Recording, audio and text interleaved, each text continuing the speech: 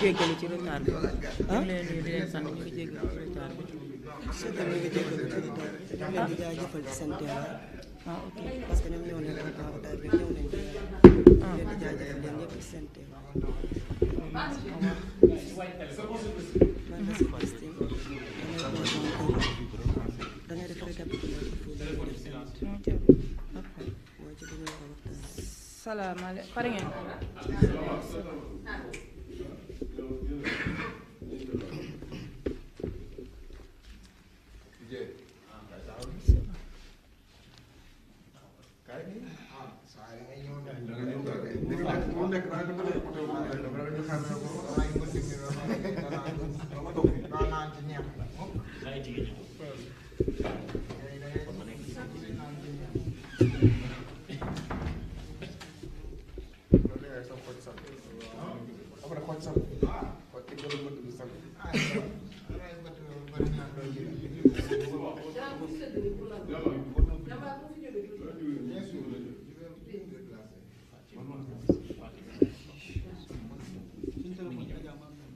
non bi journaliste bi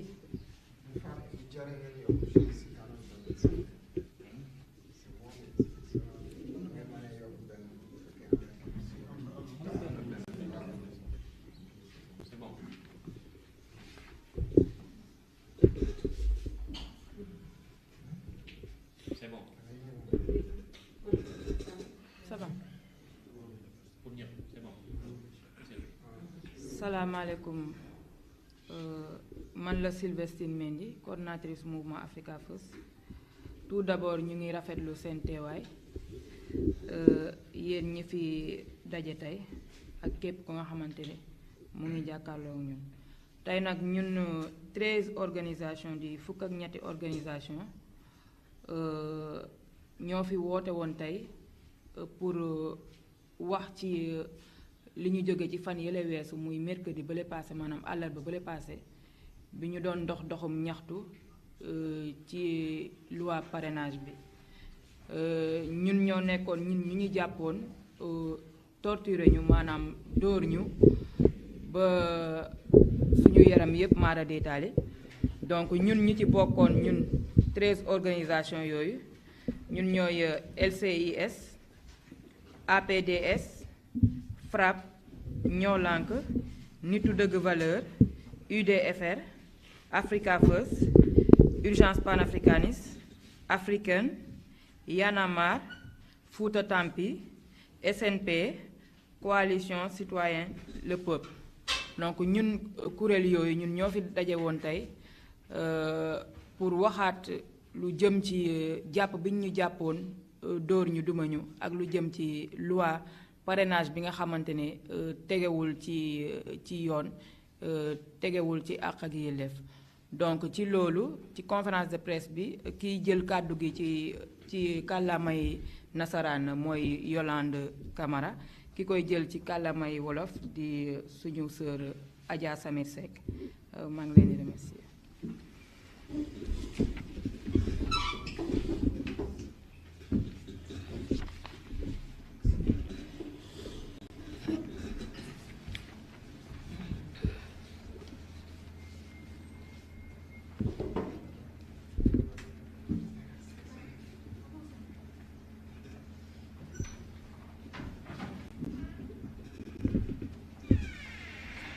Bonjour.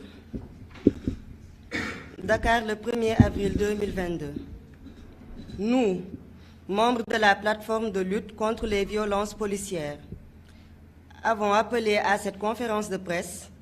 afin d'alerter l'opinion nationale et internationale sur l'inadmissible et l'anticonstitutionnel qui se passe impunément sous nos cieux, à savoir les violences et bavures policières récurrentes. En effet, notre police nationale a certainement oublié son rôle premier qu'est la protection des personnes et des biens. Mais elle doit aussi certainement avoir oublié sa noble devise qu'est « dans l'honneur au service de la loi ». Notre police aux allures coloniales exerce de jour en jour et de plus en plus de violentes répressions sur la population, entraînant de plus en plus de bavures qui peuvent aller jusqu'à la mort de citoyens sénégalais. Nous nous souvenons de feu Mamadou Diop, mort en défendant notre démocratie en 2012. Des étudiants Balla Gaye, Bassirou Faye, Fallou Sène et tant d'autres tombés sous le feu de nos forces de l'ordre, coupables seulement de revendications estudiantines. En mars dernier, 14 fils de ce pays ont été enterrés par la faute de nos forces du désordre. Nous n'oublions pas des martyrs comme Cheikh Niass, Abdoulaye Timéra, Eliman Touré et tant d'autres. Le 23 mars dernier, de dignes fils de ce pays, activistes, patriotes, membres d'organisations respectables de la société civile, se sont levés afin de dénoncer une loi partiale. Et ils ont subi la répression violente et anticonstitutionnelle d'une police encagoulée.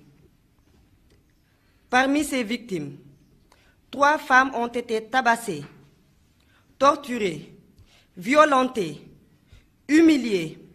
et jetées en pleine nuit dans des zones dangereuses où nos forces de l'ordre elles-mêmes hésiteront à s'aventurer sans être armées. Devons-nous rappeler à la police sénégalaise que l'ère de la colonisation est révolue et qu'elle doit se départir de ces pratiques esclavagistes qui dégradent la dignité humaine? Devons-nous rappeler aux autorités de la police que manifester est un droit consacré par la Constitution en son article 8. Nous, LCIS, APDS, FRAPP, Ñoo Lank, Nitu Dëgg Valeurs, UDFR, Africa First, Urgence panafricaniste, Africaine, Y'en a marre, Fouta Tampi, SNP, Coalition Citoyen Le Peuple, appelons à la mobilisation pacifique pour le sitting que nous organisons demain, samedi 2 avril, à la place de la Nation à partir de 10 heures. Je vous remercie. Yolande Camara, membre du mouvement Africain et porte-parole du jour.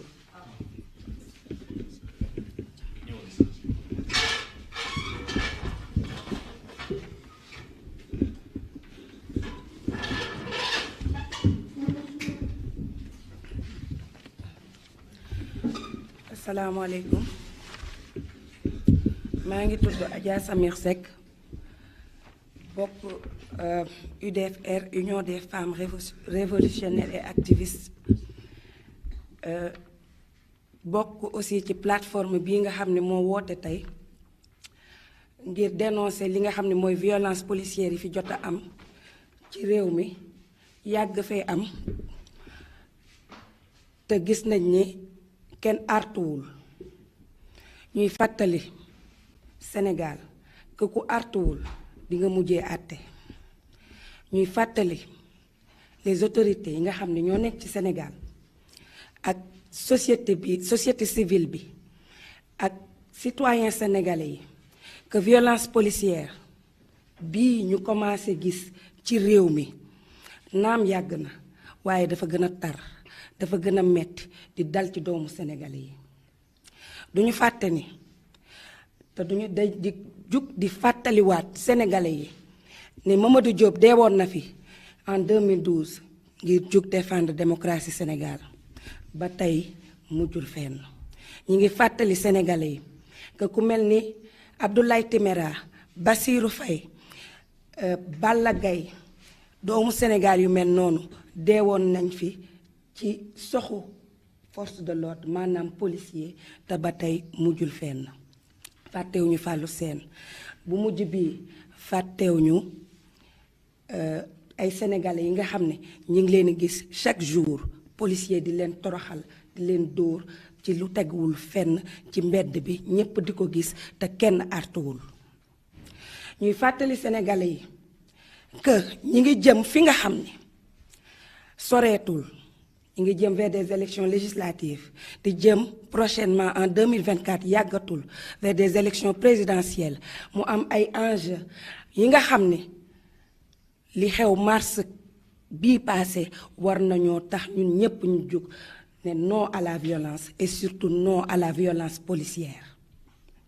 ndax mars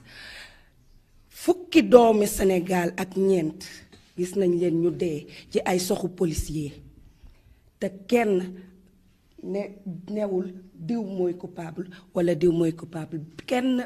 sanctionné wul benn policier mars 2021 ba tey te fukki doomu Sénégal ay ndaw daanu nañ ci manifestation yu doon am ci l'affaire Ousmane Sonko Adji Sarr ñuy fàttali encore Sénégalais yi ak toutes les forces vives de la nation que ku artuwul di nga àtte fukki sénégalais yooyu dee mois de mars dernier ak ñi ñu fi jotal lim nga xam ne dee nañ ci ay manifestations à savoir Mamadou Diop à savoir Cheikh Niass mi nga xam ne moom da doon dox di dem yoonam policier woo ko toroxal ko ñépp seetaan ba tey dee na ay mbokkam ñàkk nañ fukki sénégalais ak ñeent yooyu dee en mars dernier seeni mbokk ñàkk justice amul ba tey ñu delluwaat di wax sénégalais yi que ku jugul artu di nga àtte barki Dembo Njaay ay doomu Sénégal jóg nañ ne dañuy xeex modalité wu loi parrainage ñu jàpp leen dóor leen toroxal leen humilier leen dañoo gis ni Sénégal fi mu toll nii dafa mel ni dañoo miis dóoru policiers yi miis dóoru force de l'ordre yi ba dañ ko banaliser ba heurteetul kenn yàgg nañoo dóor ay activistes Sénégal yi nga xam ne dañoo doon jug ci yoon jaar ci yoon ngir défendre ay valeurs défendre ay principes fii ci réew mi défendre ay intérêts sénégalais yi ñu jàpp leen toroxal leen humilier leen féetewul fenn yëf yi nag dafa commencé jékki dayoo bañ ci boolee ay doomu Sénégal yu jigéen yu am valeur am jom am ngor taxaw ne dañuy défendre ay principes yoo xam ne seen réew lañu bëgg mu jëm kanam ñu jàpp leen dóor leen toroxal leen futti leen sànni leen ci àll xaaju guddi kenn waxul kenn artuwul kenn sanctionné wul may fàttali sénégalais yi ni ñun ñépp sénégalais yépp ñoo yem ay àq ak ay yelleef que manifester droit constitutionnel la bu suñu constitution maanaam suñu charte ndeyu réew may ñu doomu Sénégal yooyu di génn di défendre ay principes fii ci Sénégal di défendre ay valeurs fii ci Sénégal mérité wu ñu tey ñépp toog ñu toroxal leen noonu ñépp toog di seetaan ndax doomu sénégalais yooyu nekk ñu fi lu dul défendre démocratie défendre république défendre peuple sénégalais ñu jug ne loolu dafa war a jeex dóor doomu Sénégal toroxal doomu Sénégal racket doomu Sénégal ci mbedd bi moo war a jeex ci mim réew ñuy fàttali policiers yi ni ñoom seen devoir bi njëkk du toroxal doomu aadama du humilier doomu aadama du toroxal doomu aadama waaye seen devoir bi njëkk mooy protéger ñu dañuy dégg autorité de la police sénégalaise di wax ne dañoo bëgg a nekk police de proximité waaye police de proximité boobu ñu mën a nekk mënut a ànd ak sénégalais boo gis ñaanul yàlla taseeg policier mbaa mu dugg biir police lu dul dafa wut kayit ndax ragal leen lu tax sénégalais yi ragal leen dañuy toroxal dañuy humilier dañuy futti dañuy sànni ba mu waral ñu woote doomu Sénégal yépp suba samedi 2 avril 2022 ñu woo leen fële ca place de l'Obélisque ne leen nañu ñëw ñu toog waxtaanee ko won leen fi ñu toll ak ñoom naqari nañu ndax ñun dootuñu ay esclave bu mu jaam bi dafa dog ñoom ñi nga xam ne ñooy police dëkkee continuer ay méthode ñi ñu doon jaamloo dañoo war a xam ne loolu dafa war a dakk ci loolu la ñuy woo Sénégalais yi suba à partir de 10 heures ñu ñëw toog manifestation pacifique maanaam ñu toog sit-in waxtaane li ñu police di def xool naka la ñuy waxtaane police ak autorité sénégalaise yi répression bi ak mbugal bi ñu nekkee population sénégalaise mu dakk ndaxte kat mars dernier passé na fi te ñu ngi jëm ci ay élections législatives du yàgg ñu ngi jëm ci ay élections présidentielles dans moins de 2 ans te li fi amoon mars am fi bërki démb ñaanatuñu yàlla mu am wasalaam loolu lañu amoon pour wax tey ci conférence de presse bi tur bi Adja Samir Seck laa tudd maa ngi bokk UDFR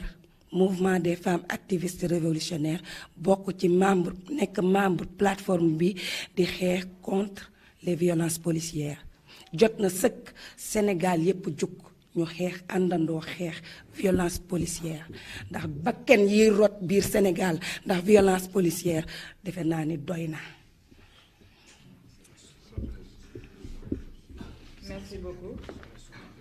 bu fekkee am na ay laaj yu ngeen bëgg a laaj.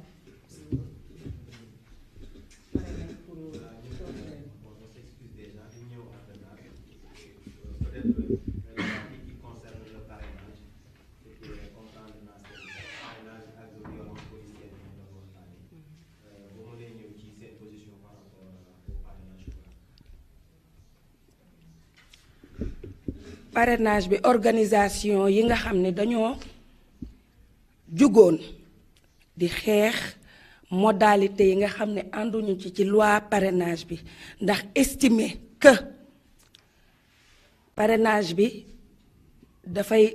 dafay défavoriser une partie de l'opposition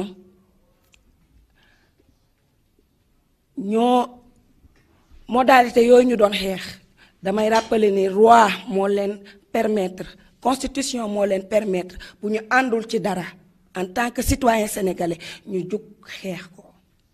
si jug xeex boobu lañu jàppee ay activistes toroxal leen humilier leen dóor leen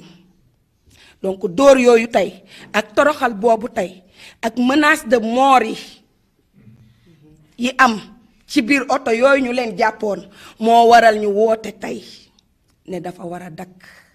ndaxte lu bari jaar na fi muy ay métit yu peuple sénégalais di dund à cause de notre police 14 morts am nañ en mars dernier kon bu ñu menacé activiste ne leen bu ngeen jugatee manifester dinañ leen mbugal dinañ leen dóor dinañ leen toroxal dinañ leen sànni dinañ leen rey jot na sëkk ñu jug woote wax woote wàllu population Sénégal woote wàllu membre force vive yépp yi nga xam ne ñu ngi ci dëkk bi ñu jug artu bala ñoo àtte ndax defe naa ne suffisamment de vies sont tombées à cause des balles de la police. Envers les activistes eux-mêmes. Sylvestine Mendy, ici présente, nous a affirmé devant témoin qu'elle a été victime de menaces de mort. Dinañ la ray benen yoon buñ la gisatee. Des forces de l'ordre encagoulées qui les ont jetés en pleine nuit et en pleine brousse.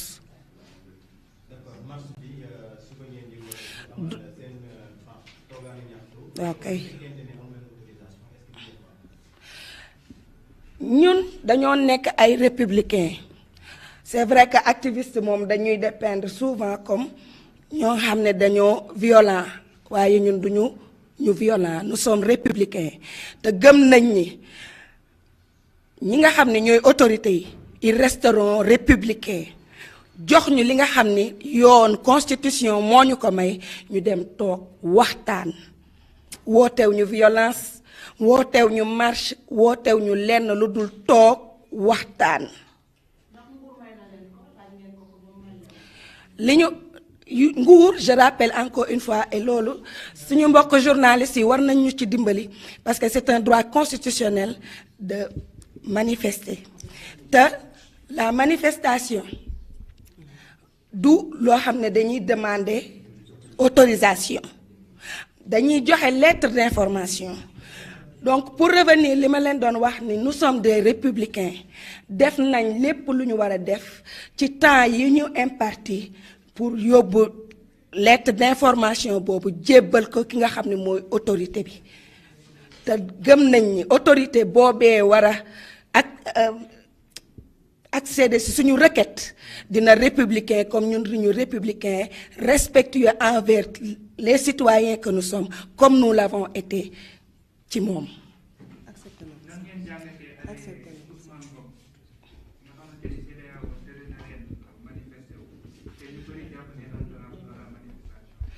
Arrêté Ousmane Ngom ñun bokk nañ ci arrêté Ousmane Ngom bokk nañ ci ñi ko njëkk a porté xeex ko ba mu génnee ndax dafa nekk lu antidémocratique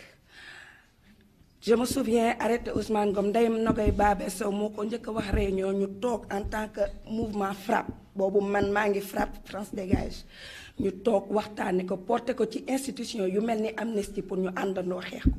donc démb bi ñu yëgee ni arrêté Ousmane Ngom CEDEAO wax na ci te jox nañu wax na ci en notre faveur def ñu lu dul kontaan si te di ñaan suñu autorité encore ñu rester républicain appliquer li leen CEDEAO wax pour une fois.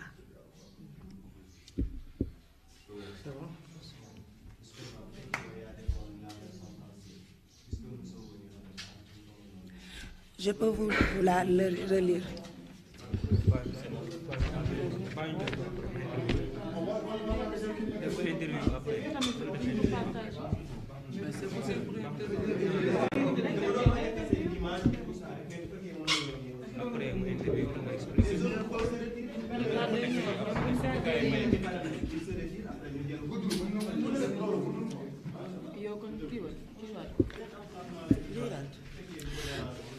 Il n'y a pas de souci. Dakar, le 1er avril 2022. Nous, membres de la plateforme de lutte contre les violences policières, avons appelé à la conférence de presse d'aujourd'hui afin d'alerter l'opinion nationale et internationale sur l'inadmissible, l'anticonstitutionnel qui se passe impunément sous nos cieux, à savoir les violences et bavures policières récurrentes. En effet, notre police nationale a certainement oublié son rôle premier, qui est la protection des personnes et des biens. Mais elle doit aussi certainement avoir oublié sa noble devise,